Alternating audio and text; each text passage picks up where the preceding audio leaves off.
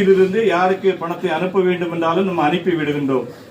அன்றைய காலகட்டங்களிலே ஒரு செய்தியை அந்த செய்தித்தாளின் வழியாக அறிய வேண்டும் என்று சொன்னால் நிச்சயமாக ஒரு போஸ்ட்மேனை நாம் நாடிதான் காத்துதான் இருந்து ஆக வேண்டும்.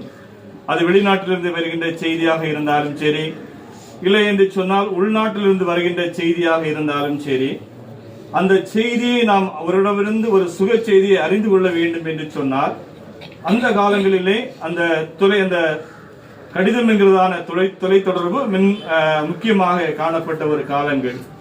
அதே போல ஒருவேளை நாம் ஒரு பணத்தை பெற்றுக்கொள்ள வேண்டும் என்று சொன்னால், நம் இல்லத்திலிருந்து பணத்தை பெற்றுக்கொள்ள வேண்டும் என்று சொன்னால் அந்த மணியாளர், அதுவும் காத்திருந்த காலங்கள் அநேகம் உண்டு.